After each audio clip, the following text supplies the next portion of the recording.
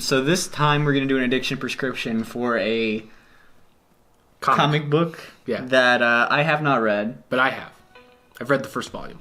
Wow. Your phone's going off. Oh. It's all over, He did guys. So the name of this is East of West.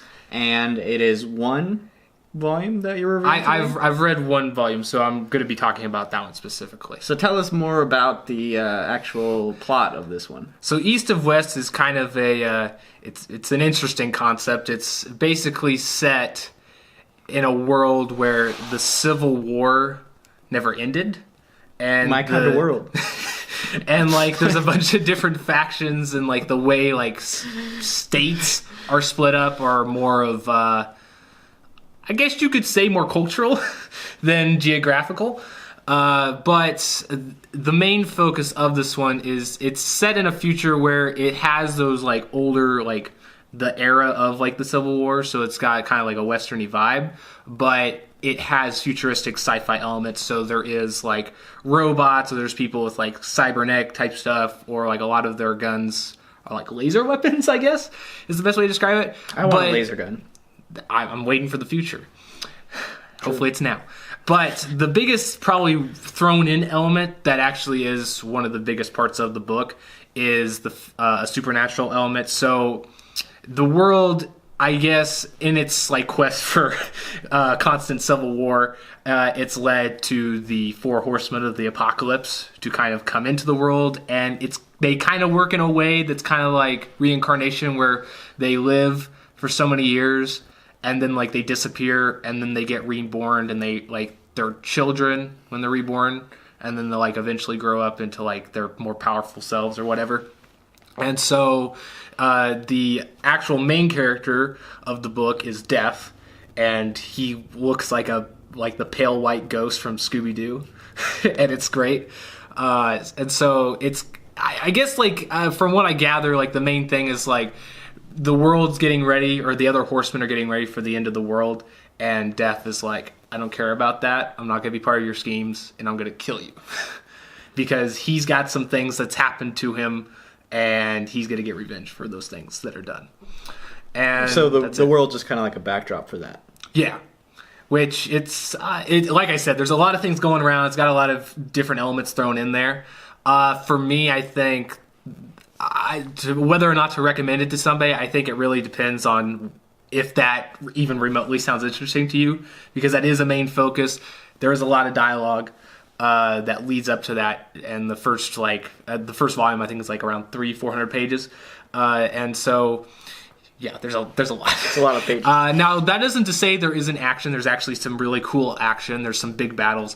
Death, I mean, Four Horsemen. You kind of understand they're supposed to be OP, so there's literally one where Death goes up against like a whole army of like one faction state, whatever you want to call it, that are, I can't remember the exact terminology they use in the book, but it's got some interesting things. It's more like a humanized thing of the horsemen. It's not so much like, oh no, we're doing this because like we're divinely instructed to. It's mainly like, no, this is what we're like made to do.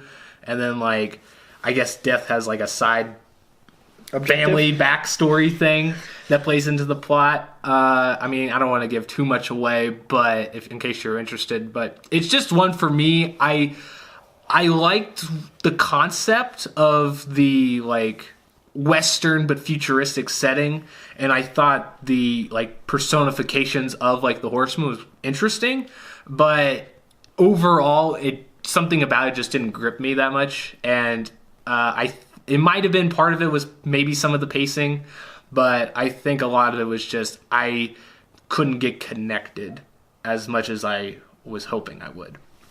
So two questions. Do you think liking the setting is necessary in order for you to like the book? It's definitely one that if you're not a fan of either sci-fi or westerns, you probably won't. I mean, it's got, like I said, it's got kind of like a fantasy supernatural vibe to it mixed in there. So it's a possibility that you could like it without not liking the setting, but it is a big part, and it does play into a lot of the politics that they go back and forth with in the people. So how are the characters? The characters are actually like there is a level of intrigue to like the main horsemen and then also some of the important side characters. But I think overall, like a lot of the human ones, they're, I don't want to say they're expendable, but they kind of feel like that, you know, in the sense like, oh, they're going to play a plot, but like, oh, they'll probably die. Like they're not going to, you know, stick around, or there's a chance that they will just die as soon as they come across one of the horsemen. But I think the way that the characters are kind of interacting with the world is what makes them the most interesting. If that makes any sense. Yeah. Is Texas powerful in this world? Texas is super OP in this world. I mean, that's acceptable. Yeah. I'm acceptable. I'm proud of that. So they're like literally one of the only nations that's like, yeah, I'm not going to play that game. That's good. Good to know. Yeah. So are you going to continue reading this? I think for me, I think it's a series that you'll understand if it's right for you or not in the first book, just because they do go over a lot of information. You get kind of the main goal of the character, so you'll kind of, you know, have the feeling of if it's intriguing for you. To me, it felt a little generic, I'll be honest. But I think I might check out the second volume. It's one that I think is like more like, if you see it and it's a bargain deal, I would say, you know, pick it up. If it's one that's a little bit expensive or something, like, you know, it's like out of your price range, I would probably wait or try to get like a free sample or something. Is it pretty inexpensive for the volume that you purchased, or was it just comparable to the market? I I bought it on Google Play, and at the time that I bought it, I'm pretty sure it might be actually the main sale that they're selling it for, because I don't think it was a special. But I bought the first volume for like $3. So that's actually a pretty good deal. That's about a half price of what you'd normally pay, or maybe even less than that if you buy some expensive comics. But so I would say the first volume was pretty reasonable, and that, you know, it's a good buy for what it is. But I think the other volumes go up a little bit in price. I think after maybe like the third volume I was looking at, it goes back up to like 8 or 10, which is about like what it regularly is. So again, kind of comparable to the market, like you were saying, but you kind of have to judge what quality you think the comic is, or how you connect to it. Do you think that price is good? If you had to recommend this comic, or would you recommend this comic? Yes. I think if you want one that has, if you're into like a lot of the talking, like, you know, plotting, politics with the side of like over the top action, this might be up your alley. There is a lot of scheming, maneuvering involved, and big battles. Like there's literally, like, I think 3 that it's like, oh wow, that was a lot of dudes they just killed, and there are only 3 of them.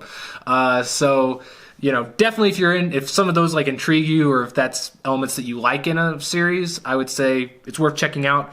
For me personally, I would say my own taste, I don't recommend it, just because it's definitely not the slowest burn or the most uninteresting book or comic that I've read, but it is one that I was a little disappointed after I read the synopsis and then read it actually.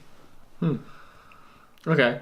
So overall, you kind of have a mixed opinion for what I've garnered about this. What was there anything that surprised you about the first volume? I think what surprised me so much is, again, like the human aspect of the Horsemen, because I mean, you know, it's not I guess uncommon to say that those characters, if you want to call them, or like those personas, icons, have like human attributes to them. But this one, I think, took it to a completely different step, because like an example, and it's not too much of a spoiler because you get alluded to it in the beginning, but Def has like a family, and like he had a wife and he had a kid, and like, you know, supposedly the other horseman betrayed him in some way because he chose that life. And so there's that kind of aspect to where it's like, oh, he has a family, like, oh, he's like cares, like, you know, that's something I don't think I've seen from those characters. So that's the part I think threw me off the most.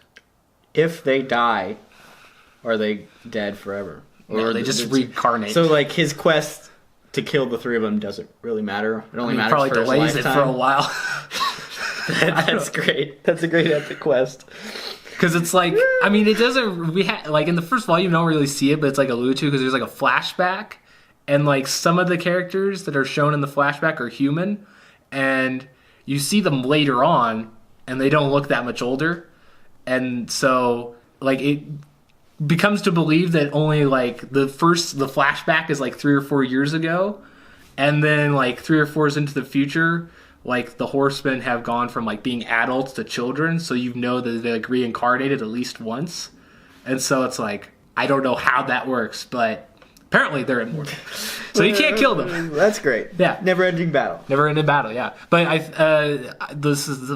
guess you could say like the main entrance of it is like his interaction with the people, because there's, again, politics heavily in this, like the ruling or manipulating the nations has a big plot in this story. So, which I don't know if that's interesting. It's one that I was kind of like, when are we going to get to the actual characters?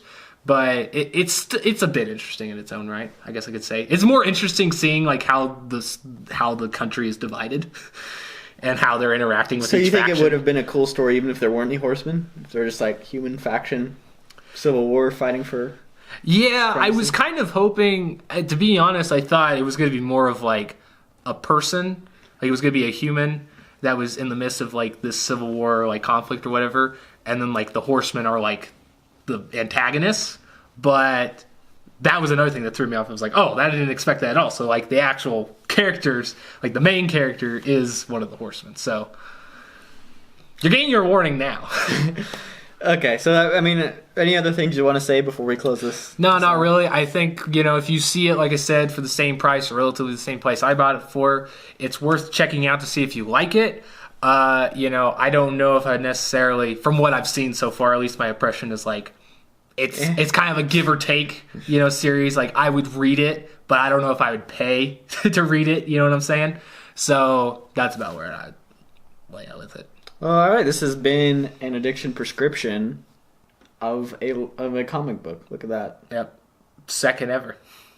Maybe. But, I don't remember. Third? I don't know. Who knows? But yeah, that has been that. As far as the setting and pretty much we gave you the plot and everything of this. So maybe check it out if it sounds cool. If it doesn't sound cool, don't check it out. And we'll be back with more comic reviews. All right, Addicts. Later. See ya.